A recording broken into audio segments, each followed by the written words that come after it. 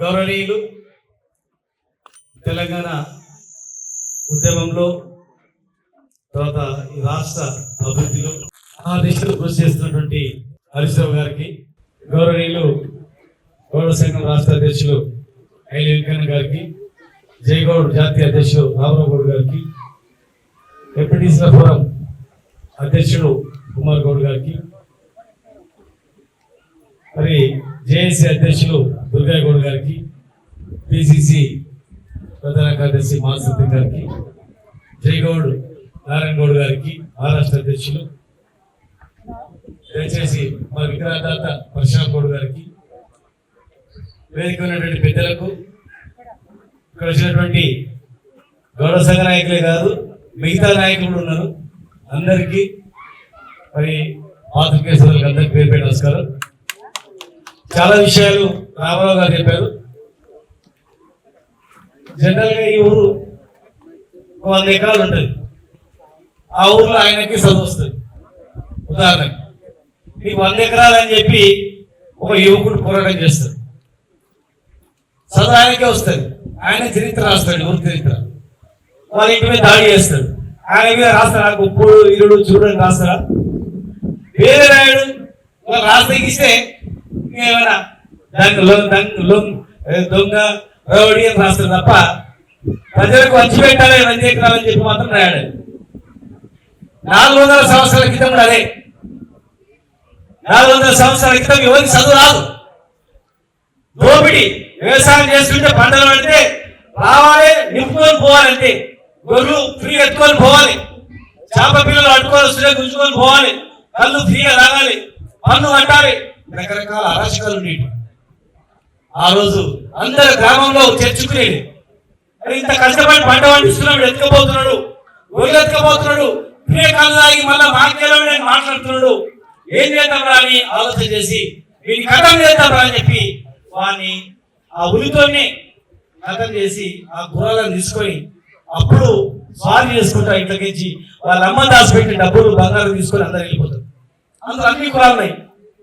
అందరు తీసుకొని పేద కులాలు అందరు తీసుకొని వెళ్ళిపోయి గుర్రాలు కొనుక్కొని సైన్యాన్ని ఏర్పాటు చేసుకొని ఒక్కొక్క కూటం చేయించుకుంటా ఆయన ఆశయం పన్నులు లేకుండా ఈ రాష్ట్రంలో గొలుసు కట్టి చెరువులు కూడా కట్టాలి, వ్యవసాయం అభివృద్ధి చేయాలి. ఆయన పరిపాలించిన ప్రాంతాల్లో 26 చెరువులు కట్టి 26 చెరువు ఇంకో చెరువు ఇట్లా అద్భుతమైనటువంటి ఎన్నో రకాల సంస్కరణలు తీసుకొచ్చిండు. చాలా మంది రాజు అనగానే రాజమహల్ ఉంటుంది మహారాణికి, ఆయనకు రాజమహల్ ఏం లేదు. మొదటి స్థానం ఒక కోట రాగానే ఇంకో కోట చేయించాలి, వాళ్ళకి విముక్తి చేసి వాళ్ళకి అధికారం వెళ్ళిపోవాలి. ఇంత గొప్ప చేసిండు కానీ ఆయన ఎప్పుడు కూడా సుఖం అనుభవించలేదు. ఆయన తపనంతా పేరవాలి. ఒక గౌడ్లు కాదు, అందరూ అన్ని కులాల పైన. కానీ ఆయన చరిత్ర ఎక్కడ రాలేదు. ఎవరు పట్టుకొచ్చింది అంటే మళ్ళీ ప్రపంచం మొత్తం బుక్ చదివింది. కేంబ్రిడ్జ్ యూనివర్సిటీలో ప్రపంచంలో మేధావులు చదివారు. ఆసియా ఖండంలోనే శివాజీకి సమకాలికుడు గొప్ప వీరుడు అని చెప్పి. కానీ మనం మాత్రం చదవలేదు, మనకు మాత్రం తెలియదు. సరిగ్గా 2003 సంవత్సరంలో పేర్వరం రాములు డీజీపీ వాళ్ళ అన్న పేర్వరం జగన్నాథం అక్కడ లండన్ పోయింది. చివరి రోజు ఎందుకో పోయి అక్కడ ఈ పేరు చిన్న ఉత్సవం లాగా జరుగుతుంది అన్నమాట. విగ్రహం పెట్టి ఆయన గురించి చరిత్ర నడుస్తుంది.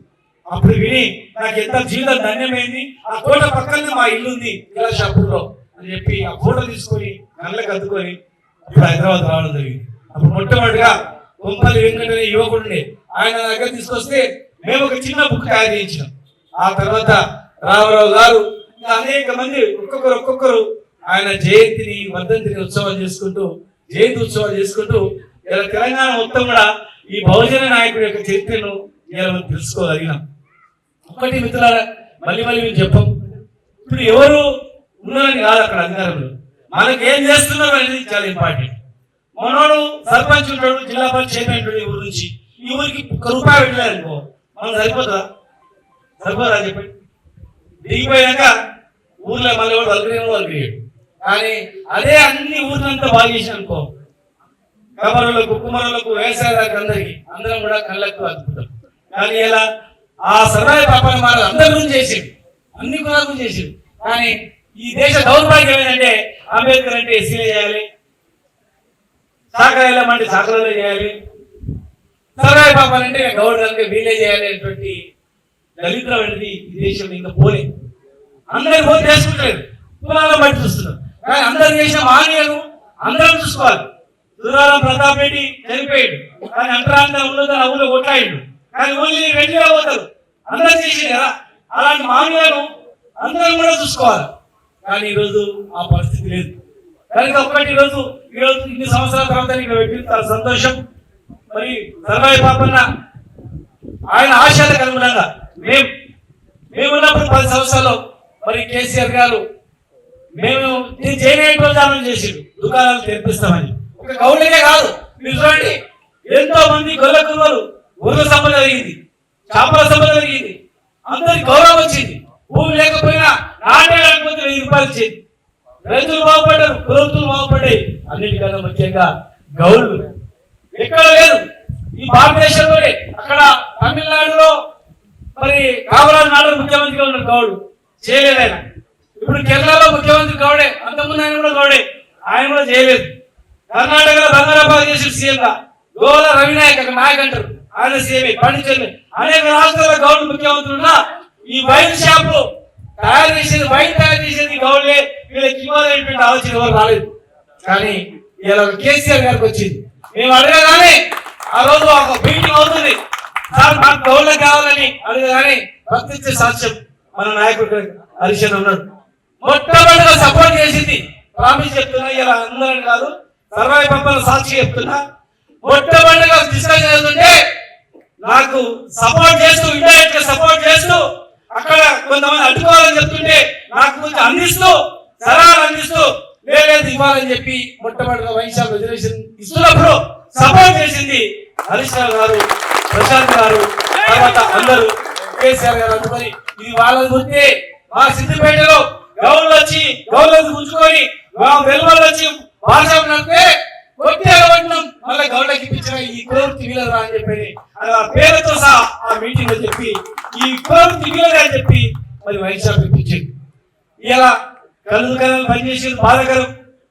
వైన్ షాపులు రిజర్వేషన్ వచ్చినాయి, పెంచుకోవాలా. వైన్ షాప్ అనేది కొంత సోషల్ మీడియా ఇది మత్తు పదార్థాలు ఉంటే అంటారు, పిచ్చినప్పుడు తెలియక వృత్తి మీద కళ్ళు మీద రకరకాలుగా మాట్లాడుతూ ఉన్నారు. ఇది డబ్బులు వచ్చేది, డబ్బులు వచ్చే ఆర్థికమైనటువంటి కాంట్రాక్ట్లు సంపాదించుకొని ఇష్టాలు చేస్తున్నారు. మరి ఈ కులవృత్తి నుంచి వచ్చిన వాళ్ళకి ఇది ఆర్థికంగా డెవలప్ అవుతారని చెప్పి మరి కేసీఆర్ గారికి ఇవ్వడం జరిగింది. ఎవరు కూడా ఆలోచన దేశంలో మేము ఇచ్చినాం. సర్వాయి పంపన జయంతి, సాగరైలమ్మ జయంతి, గోగులం భీమ్ జయంతి, వర్ధంతులు మేము తీసుకొచ్చి ఎలా ఇచ్చినందుకే కలెక్టర్లు ఎస్పీలు వస్తున్నారు. మా రామారావు గారు మొట్టమొదటిగా హైదరాబాద్ లో చేయని చెప్పి హైదరాబాద్ చేయించి కూడా వాళ్ళు చెప్పకపోయినా మాది చెప్పుకోవాలి. పాపన చరిత్ర ఎట్లయితే పోయిందో చేసిన పని చెప్పుకోవాలని కూడా ఎవరు చెప్పుకోవాలి, చాలా సిగ్గు అయిపోతున్నారు కొంతమందికి. కానీ మేము చెప్పుకోవాల్సిన పరిస్థితి ఏంటంటే చెప్పుకోకపోతే ఈ చరిత్ర కూడా వద్దు పాపన చరిత్ర లాగా. కనుక ఇలా గుర్తున్న వాళ్ళు గుర్తు చేసుకుంటున్న ప్రజలు తెలుసది. ఇలా ఎస్పీలు కలెక్టర్లు గ్రామాల పోయి వర్ధంతులు చేస్తున్నారు. సర్వాయి పంపల విగ్రహం అన్ని కుల సంఘాలు ప్రతి ఒక్క కులానికి ఇలా మేము నాయకత్వం వహించి విలువైన భూములు 100 కోట్ల ఎకరాల భూములు ప్రతి కులానికి 100 కోట్ల భూములు ఇప్పించాం. అక్కడ ఇలా చేసాం. ఇంకా చాలా చేయాల్సిన అవసరం కూడా ఉండే. తెలంగాణ ఉద్యమంలో కూడా మన నాయకుడు మీ జిల్లా కేసీఆర్ గారు దేశానికి ఆదర్శంగా పోరాటం చేస్తే మరి ఆ పోరాటంలో ఎవరు చెప్పండి త్యాగం చేస్తారు. ప్రాణాలు ఇప్పించి అర్పించింది శ్రీకాంత్ చారి, పోలీస్ కృష్ణన్న, యాదయ్య, ఉద్యమంలో ముందు నడిపిన పేర్లు రండి, శ్రీనివాస్ గౌడ్, స్వామి గౌడ్, కత్తి వెంకట స్వామి, డాక్టర్ భూర నరసయ్య, మాధు సత్యం, అట్లా ఎంతో మంది అన్ని లెక్చరర్స్ ఫోరం, ప్రైవేట్ ఎంప్లాయీస్, ఉద్యోగుల సంఘం, పొలిటికల్ జాయింట్ యాక్షన్ కమిటీకి సిద్దిపేట సభ కూడా ఉద్యోగులు పైకి రావంటే ముందుండి మేము వస్తాం, మీతో పాటు ఉంటే పోతే సార్ మీ ప్రాణం అడ్డం పెట్టమని అనేక సందర్భాల్లో సకల జిల్లా సమ్మె కావచ్చు, సహాయ కావచ్చు, అమర్ నిరాదీక్ష కావచ్చు, మిలియన్ మార్చ్ కావచ్చు, ఏం చేసినా ఈ కులవృత్తుల నుంచి వచ్చిన వాళ్ళే కేసీఆర్ గారికి అండగా నిలబడి ఇవాళ తెలంగాణ రాష్ట్రం రావడంలో మరి ముందున్నటువంటి పరిస్థితి. కనుక ఇవాళ అందరికీ సమానంగా అన్ని రంగాల్లో గౌరవం దక్కితేనే ప్రశాంతంగా ఉంటుంది. లేకపోతే రాజకీయంగా అసమానత ఉంటే ఈ తెలంగాణ మరో ఉద్యమం వస్తుంది. నక్సలైట్ ఉద్యమం లేక మళ్ళీ బీసీ ఉద్యమం పుట్టుకొచ్చి ఉన్న ప్రజలు కొట్టుకొని నలుకొని చంపుకునే పరిస్థితి వస్తుందో ఏమో, లేకపోతే వీళ్ళు కూడా మళ్ళీ నక్సలైట్ మాదిరి పోయి రకరకాలుగా వస్తుందో ఏమో. అవి రాకుండా ఉన్నారంటే రాజకీయంగా, ఆర్థికంగా, సామాజికంగా ఎవరి వాళ్ళకు తగ్గినక్క గౌరవం దక్కినప్పుడు మాత్రమే ఉంటది. ఇప్పుడు ఎన్ని కోట్లున్నా వాళ్ళు ఏడుకోవాలి, సర్పంచ్ ఎదుర్కోవాలి, లేకపోతే ఎమ్మెల్యే ఎదుర్కోవాలి, మంత్రి ఎదుర్కోవాలి.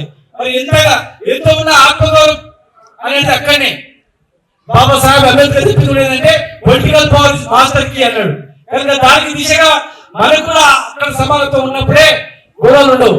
అందుకే మరి కేసీఆర్ గారు ప్రయత్నం చేస్తే హైకోర్టు, సుప్రీంకోర్టు వల్ల చేయలేకపోయినారు. మరి ఈ రోజు ఈ ప్రభుత్వం చేస్తున్నది ఖచ్చితంగా మనం చేయించుకోవాలి. మహేష్ కుమార్ గౌడ్ గారికి బాధ్యత చెప్పాలి, 40% ఖచ్చితంగా తీసుకురావాలని చెప్పాలి, మూసేసిన దుకాణాలు ఖచ్చితంగా తెరిపియాలి, ఇదే బాధ్యత అని చెప్పాలి. 20% 5% రిజర్వేషన్ కూడా ఆయన ఖచ్చితంగా ఇప్పించమని చెప్పాలి. మరి తిప్పకపోతే ఆంధ్ర బాధ్యతలు కూడా ఖచ్చితంగా చెప్పి మరి 10 లక్షల ఎక్స్గ్రేషన్ కూడా వెంటనే ఇప్పించాలి. దాదాపు మీరు ఏ ప్రభుత్వం చచ్చిపోతారా చెప్పండి, సంవత్సరానికి ఎవరైనా గడ్డ చేసుకుని చచ్చిపోతారా, బట్టలు చచ్చిపోతారా, చచ్చిపోతే సముద్రాలు చేపలు చచ్చిపోతాడు, గొర్రెకాడ పులి తింటే చచ్చిపోతారు. కానీ ఇలా ఈ 2.5 ఏళ్లలో 1347 మంది చెట్టు మీద కింద చనిపోయారు ఈ రాష్ట్రంలో. ఎఫ్ఐఆర్తో పాటు ఫోటోలతో పాటు ఉన్నాయి. 2-3 సంవత్సరాల్లో 1000 పైన చనిపోతారంటే మనం మొత్తం లెక్క చూస్తే ఈ ఇండియాలో, భారతదేశంలో చెట్టు మీద కళ్ళు తీసుకుని చనిపోయే సంఖ్య తెలుసా? ఇక్కడ ఆశ్చర్యపోతుంది. దాదాపు 53 లక్షలు అన్నమాట. కేరళలో ఎవరు 2-3 వేల మంది చనిపోతారు. కేరళలో కొబ్బరి చెట్ల నుంచి కళ్ళు తీస్తారు, ఇంకో దగ్గర జీల చెట్ల నుంచి తీస్తారు, ఇక్కడ ఈత తాటి చెట్ల నుంచి తీస్తారు. ఇవన్నీ పామ్ ట్రీస్ అన్ని కూడా ఒకటే. మనం టెంకాయ అంటే పైపులను చూస్తాం, ఈత చెట్టు అనగానే ఇది కళ్ళని చూస్తాం. అదో మైండ్లో దళితులను దొరకొట్టి వెంకటి కనుక అంతా కాదు. ఖచ్చితంగా ఎవరు అధికారం ఉంటే ఇచ్చినవన్నీ మనం నెరవేర్చుకోవాలి. అన్ని నెరవేర్చితే సంతోషం, దాన్ని బాధ్యత తీసుకోవాలి. ఖచ్చితంగా మళ్ళీ కేసీఆర్ గారి ఆధ్వర్యంలో మేము అధికారంలో వస్తే మేము చేస్తాం. ఇప్పుడు అధికారం వాళ్ళు ఉంటే వాళ్ళే వాళ్ళే చేయించుకున్నాం. మరి భవిష్యత్తులో ఖచ్చితంగా అన్ని కులస్తులు కూడా అన్ని రకాలైనటువంటి ప్రాధాన్యత ఉండడానికి మనం అడిగితే అమ్మ కూడా అన్న అడగని పెట్టదు, అన్నం గుర్తుపెట్టుకొని అడగకుండా కామెంటే కాదు, అడిగితే అందరూ అన్నం అమ్మనే అన్నం పెడుతుంది. కనుక మనకి ఏం కావాలనేది మనం ఒక ఐక్యమత్యంతో ఉండి చూపిస్తే అది ఈ జాతి ఐక్యమత్యం ఉంటుంది. వీళ్ళ జీతమైనటువంటి ఆలోచన రాజకీయ పార్టీలకు వస్తుంది. పైసల కమ్మడవయో, మందు కమ్మడవయో, లేకపోతే ఇంకేదో మాటల కమ్మడో అటు ఇటు పోతే అది వీళ్ళు వేసినవి లాస్ట్కు ఇవే వస్తే అయిపోతుంది. ఇవన్నీ ఇచ్చిన సరిపోదు అనేది వస్తుంది. కనుక ఏమిటి అమ్మడవారు ₹1 పక్కకు పెట్టినా ఈ జాతికి మంచి పని చేస్తే సపోర్ట్ చేస్తుంది అనేటువంటి అవగాహన మనం తెప్పిస్తే ఖచ్చితంగా మనం అడగకుండా కూడా అన్ని చేసేందుకు అవకాశం ఉంటుంది. కనుక సంఘ నాయకులు అందరూ కూడా మరి ఎవరు మంచి చేస్తే వాళ్ళు మంచి చేయమని చేసామని చెప్పండి, ఏం న్యాయం చెప్పండి, చేయకపోతే ఎట్లా చేయించుకోవాలనేటువంటి కూడా ఆలోచన చేయండి. ఆ దిశగా ఆలోచన చేసి ముందు నడిపియాలా. 1000 మంది కార్మికులు గౌడు అంటే కందులు అంటే గౌడు బాగుపడు, చెట్టు ఎక్కి గౌడు దిగుతాడు, చచ్చిపోయినాకో కథం. దిగిన తర్వాత ఎంతమంది బతాడు తెలుసా? సీకిలు కాల్చే ఆరగంట సోదరులు బతాడు, చేపలు కాల్చే మా ముద్రా సోదరులు బతాడు, మా గొల్లల బతాడు, కుమ్మలు చేసి కుమ్మలను బతాడు, ఆ ఈత బట్టలు కొట్టేసి చేపలు ఎరుకలను బతాడు. 10 కులాలు బతాయి. 100 సంవత్సరాల క్రితం ఏం ఫ్యాక్టరీ లేనప్పుడు ఊళ్ళో ఉండేది ఒకటి పరిశ్రమ, పుట్టిన పరిశ్రమ ఏదంటే కళ్ళు కాంపౌండే. కానీ ఇలా కళ్ళు కాంపౌండ్ అంటే హీనంగా అయిపోయింది, అట్లా చిత్రీకరించింది. కనుక మీరందరూ అన్ని కుల పెద్దలు ఇది మా కులమే అనుకోవాలి, సర్వే పాపన మన జాతి అనుకొని జయంతి వర్ధంతి సభలు మీరు ఘనంగా ఈ ఊళ్ళో నిర్వహించాలని చెప్పి మరియు గోలపల్లి గ్రామస్తులకు, యువకులకు పేరున అభినందనలు తెలియజేస్తూ ఇస్తున్నాం. జై తెలంగాణ.